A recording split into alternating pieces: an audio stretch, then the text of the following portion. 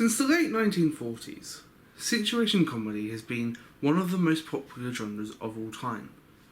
Over the next 10 minutes, I'm going to talk about the most popular sitcoms, talk about how the genre changed, and what it looks like now. So sit back, relax, and trust me, I'm the expert.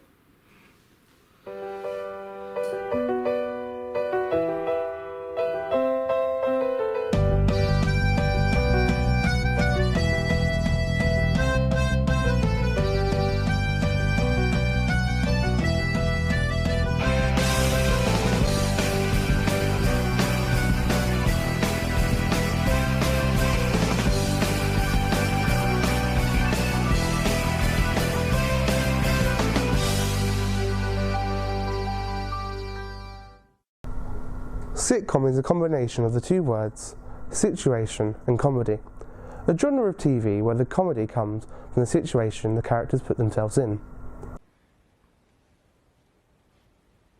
I haven't shown up for work on a Friday in 15 years.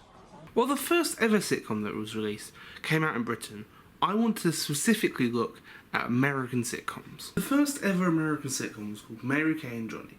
Airing from 1947 to 1950, Mary Kay and Johnny follows a young married couple and the shenanigans they get into. The show was estimated to have around 300 episodes. Unfortunately, most of these episodes seem to be lost or destroyed. The show still has one episode left in the Paley Center for Media. Mary Kay and Johnny was revolutionary, not just for the comedy, but for the TV in America. It was the first ever show to have a couple sleep in the same bed. I know that sounds tame by today's standards, but to put that into context, the Brady Bunch was famous for being one of the first shows to do that, and it didn't start till 19 years after Mary Kay and Johnny finished. Throughout the 50s and going into the 60s, sitcoms would largely stay the same. They would follow the same format, the same situations. Not to say that the premise didn't change. Shows like Bewitched, I Dream of Jeannie, both followed a couple with a regular husband and a zany wife that could do magic. You know, that relatable situation. Got to remember that this is still the beginning of the genre. Sitcoms were still trying to find their feet. Going into the 1980s, we began to see the rise of the family sitcom. Shows like The Brady Bunch, Diff'rent Strokes and The Jeffersons all having a huge rise in popularity. What you talking about, Willis? The family sitcom wasn't the only popular sitcom. Shows like MASH would follow an army hospital set in South Korea. What's in here? Soot, sir. Soot? Yep. Be the judge of that.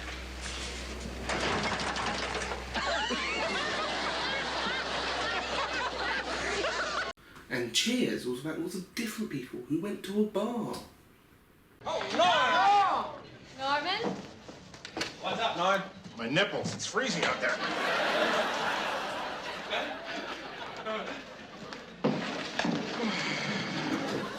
Entering the 90s, sitcoms would largely stay the same. They would be filmed in front of a live studio audience and follow the same type of format. Excuse me 1 second. Hello? Hi. Would you be interested in switching over to TMI long distance service? Oh, gee, I can't talk right now. Why don't you give me your home number and I'll call you later? Well, I'm sorry. We're not allowed to do that. Oh, I guess you don't want people calling you at home. No. Well, now you know how I feel. And then, in 1994, probably the most important sitcom would air. Friends. Friends is a TV show about 6 friends and the crazy shenanigans that they get into. Pivot! Pivot! Pivot! Pivot! Pivot! Shut up! Shut up! Shut up! Friends has managed to stay so popular that it's not only on Netflix but is also regularly shown on Comedy Central. Friends also has a convention called Friends Fest. I tried to get tickets to Friends Fest, but it meant going to Blackpool, and nobody should have to go to Blackpool. Entering the 2000s, at the height of Friends' popularity, a new type of sitcom would become popular, known as the single-camera sitcom. Single-camera sitcoms are sitcoms that only use one camera. Unlike multi-camera sitcoms, these shows have no audience and are filmed like a movie or soap opera. One of the most notable changes in this new era of sitcom was Malcolm in the Middle. Airing from 2000 to 2006, Malcolm in the Middle would follow a 12-year-old genius stuck in his dysfunctional family.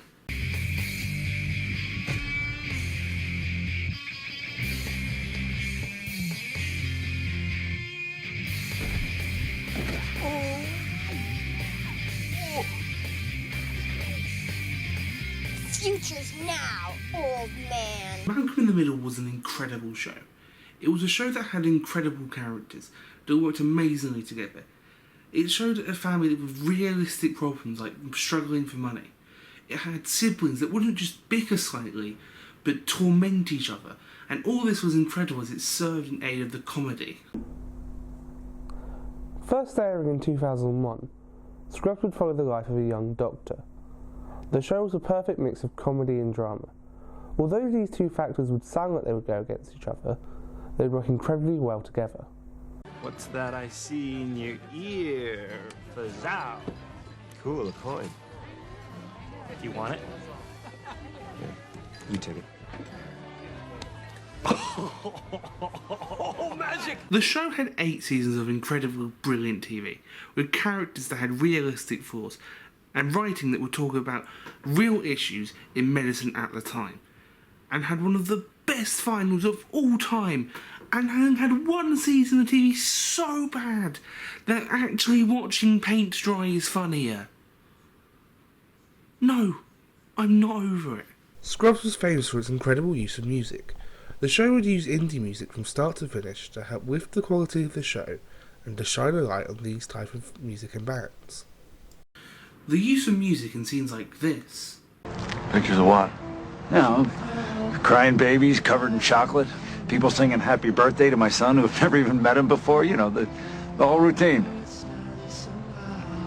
Where do you think we are? Your name is the splinter inside me while I wait.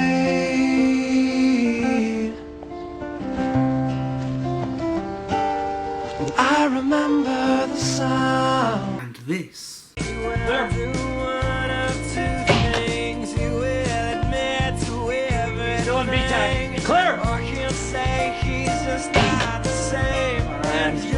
Yeah, clear! Oh, come on. Come on. Come on! God!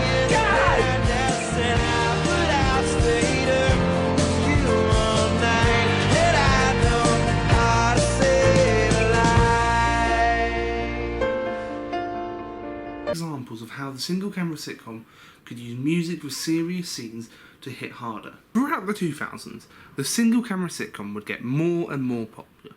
Shows like The Office, Parks and Recreation, and Modern Family would all be incredibly popular, must-watch TV. It's your form of flattery, so I thank you.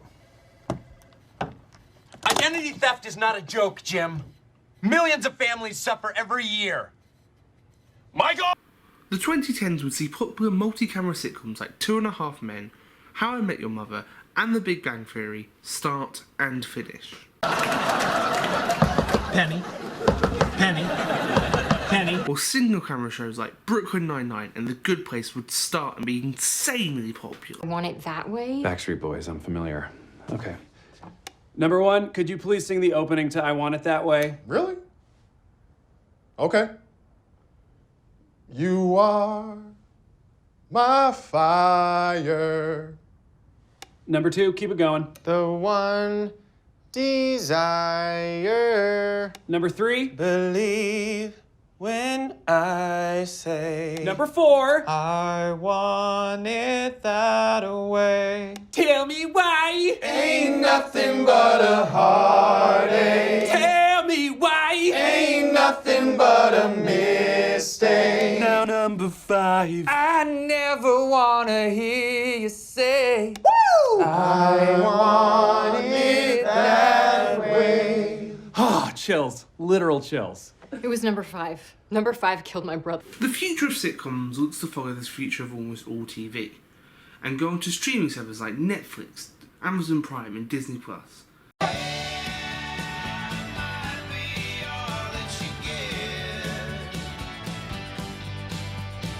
yeah.